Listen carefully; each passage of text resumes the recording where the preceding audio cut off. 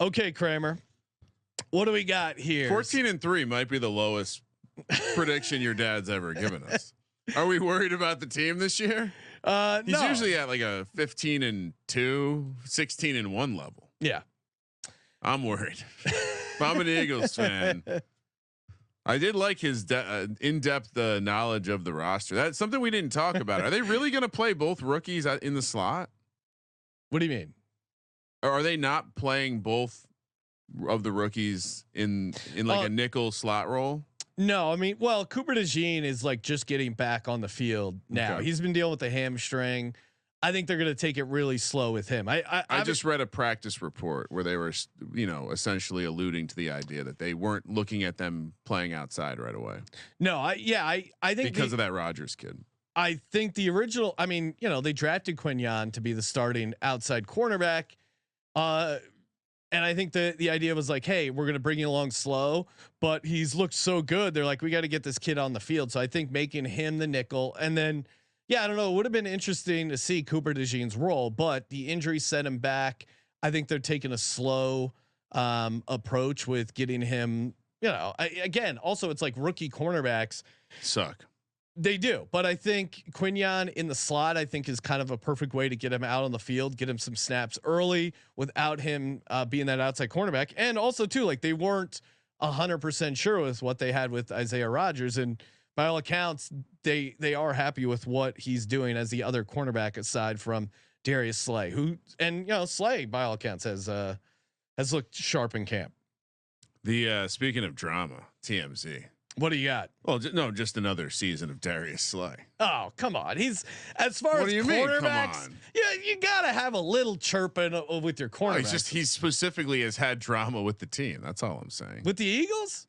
Oh, he was gone, then he wasn't gone, and his wife, his girlfriend or wife's involved. His wife fires off at Twitter. Like he chirps back at some of the play. I mean, come on. This is chirping on social media. That's nothing. So obviously I like the Eagles over 10.5 wins. Obviously I like the Eagles to win the NFC East. I'll put Eagles NFC at +550. And when I bet on the Eagles to win the Super Bowl, they don't win. Oh, what is this? You're not going to bet on them to win the Super Bowl just in case? No, I'm not. Cause every year I've had Eagles Super Bowl futures for them to win. They haven't. In 2017, I restrained myself and they ended up winning the Super Bowl. So out of jinxing the team, I do like the Eagles to win the Super Bowl, but I'm not gonna put the kibosh on them. Sounds like a Lent thing. You're giving up betting on the Eagles this year. Exactly. You understand how it works. Ryan, I know you're talking a lot about Saquon Barkley, but for me, I was just on the Circa app. AJ Brown, offensive player of the year, 60-1. I love that. I love that. I mean, DK has it at like 40-1, but again, with all these, especially the awards market varies tremendously. So definitely shop around. I mean, you look at it. Yeah, the market is clearly thinking it's going to be Barkley. Yeah, which I don't agree with. I think I would much rather. I mean, even if they were priced evenly, I would much rather take AJ Brown than Saquon Barkley for offensive player of the year. I mean, you look at the numbers he put up, even in kind of a season where everything went wrong. He still had 1,456 receiving yards, 106 catches, 7 touchdowns, and the stretch where they were looking pretty good. He had 6 games in a row with 125 receiving yards or more. Like that is the kind of stretch run you need to get offensive player of the year. By all accounts, Kellen Moore bringing some nice motion to the offense, some pre-snap motion. I don't see. Yes, I think Saquon is an upgrade over what they were doing previously at running back, and I'm sure he'll have a couple big games, some big plays. But this offense runs through AJ Brown. So if you're optimistic on the Eagles and the Eagles offense, you need to be optimistic on AJ Brown. Like you could take Eagles #1 seed, but I think. Like I don't see them getting the #1 seed unless AJ Brown has a big year. So to me, the way to really cash in is to have a nice 60-1 on AJ Brown offensive player of the year. I think offensive player of the year odds wise, I think would end up going to a receiver. And clearly AJ Brown is Jalen Hurts' guy, and the offense is going to run through AJ Brown. Yeah, I mean, I do agree with your assessment of the situation. Okay. And on the other side, Jalen Carter, I think it's gone down slightly, but I got it at circa again, defensive player of the year, 67-1. He kind of checks the boxes of a guy that has the pedigree. Almost always the defensive player of the year goes to, a top 10 ish type pick, a guy that can really impact the quarterback play, a guy that can get some sacks. You look at the advanced numbers for him. They were very favorable. Clearly Vic Fangio has been pushing him. He's been responding well to the coaching. I didn't like that he wasn't at Brian Baldinger's pass rush academy. Would have loved to see him out there. That being said, 67-1 for Jalen Carter, I think is a pretty good spot for him. So yeah, give me Jalen Carter, defensive player of the year, 67-1. Kramer, do you have futures you like? I don't agree with that assessment as much as the AJ Brown one. If you look at just offensive player of the year pricing, and then you look at who's being drafted in the first round of fantasy drafts, AJ Brown stands out in that group as being mispriced. You look at his price compared to all the other receivers being drafted in the first round. So I do agree with that.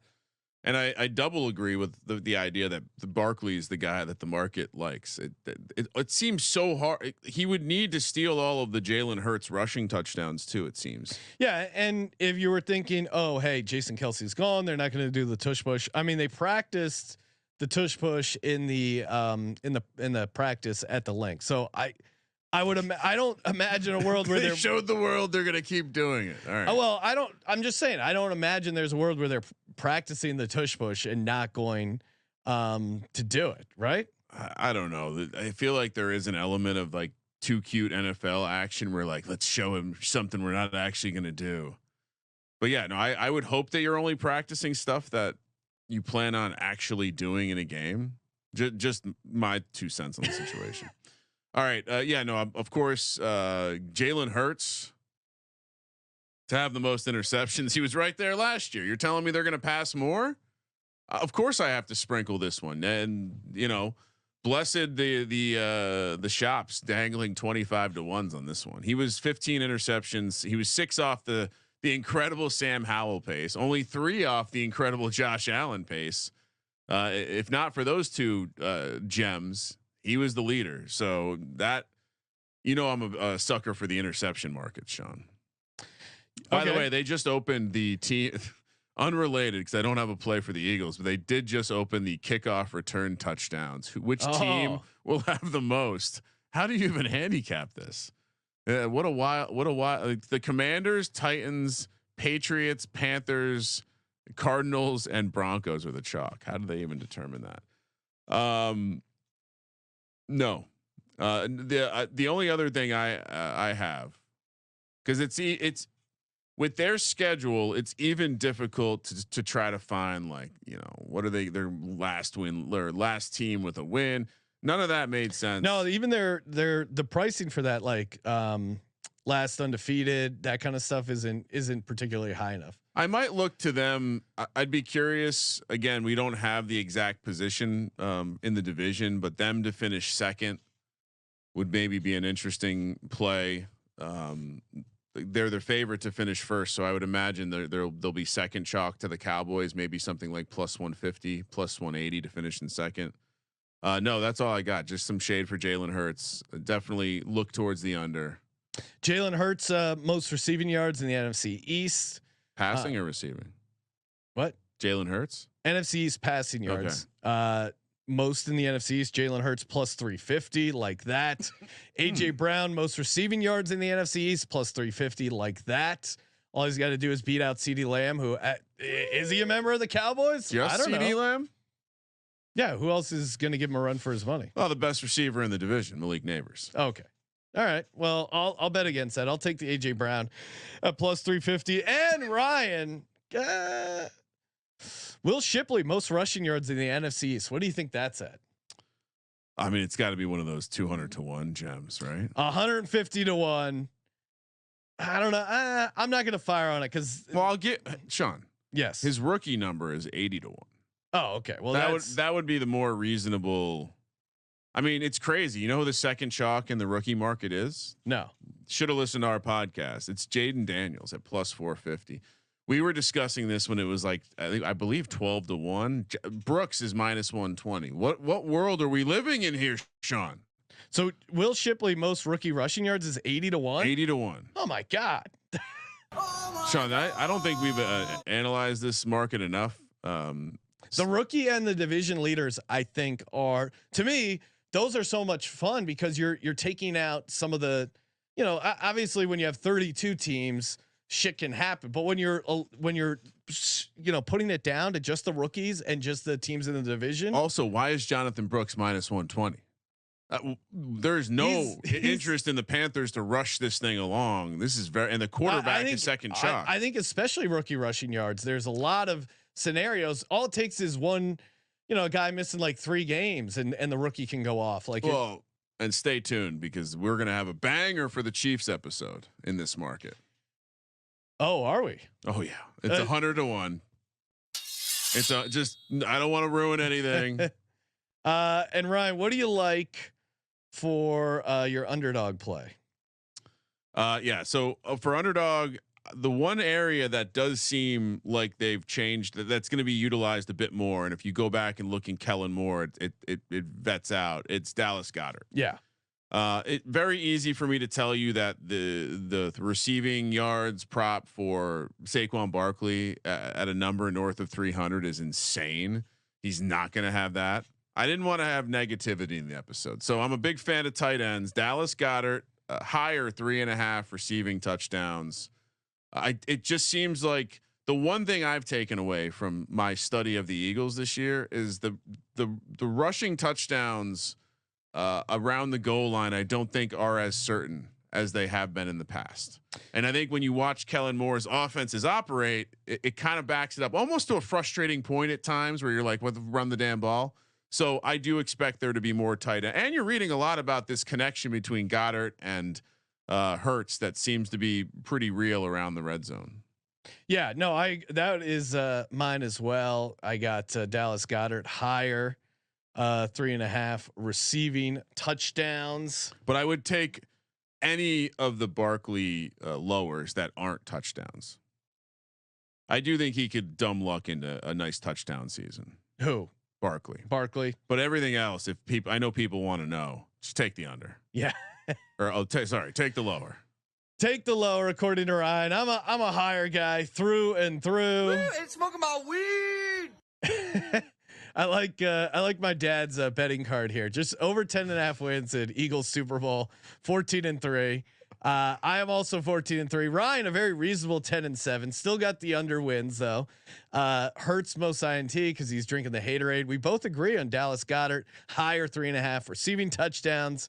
The most interceptions is 25-1. By the way. Oh, okay. FYI for those who are going to keep receipts on me. I will update that. Wow, you really were just projecting on that number. You thought he should have been more chalk, huh? Yeah, that's exactly what it.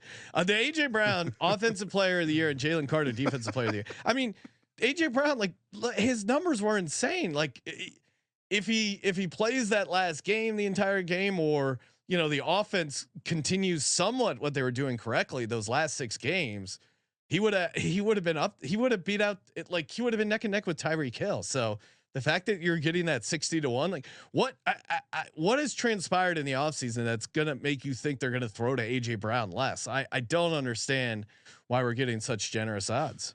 Did they vacation together this offseason? I don't know, but they're good friends on and off the field. And yeah, Jalen Hurts most NFC East passing yards, Will Shipley most rookie rushing yards at 80-1. And AJ Brown most receiving yards in the NFCs. Let's go Birds, so baby. You're drafting Shipley over Gainwell. Yeah. In fantasy, yeah, I think so.